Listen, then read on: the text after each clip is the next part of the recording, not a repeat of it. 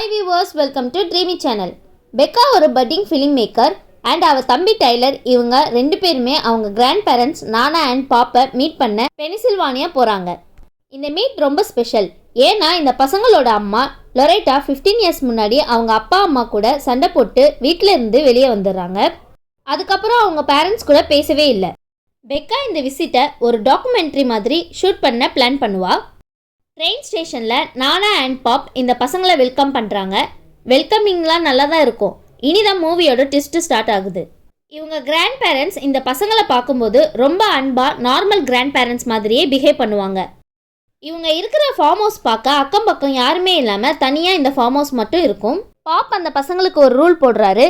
9:30 PM மேலே ரூமை விட்டு வெளியே வரக்கூடாதுன்னு ரூல் போடுறாரு. அந்த பசங்க தூங்க போயிடுறாங்க.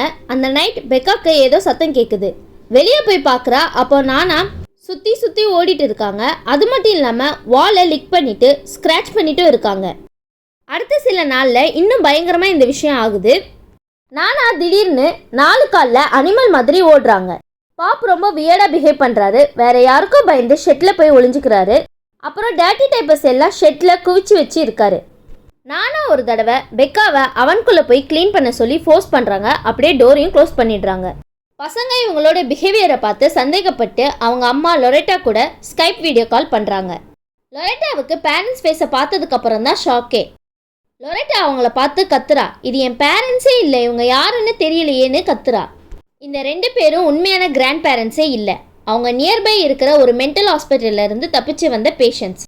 உண்மையான நானா அண்ட் பாப்பை அவங்க கொண்டுட்டு அவங்கள மாதிரியே நடிக்கிறாங்க.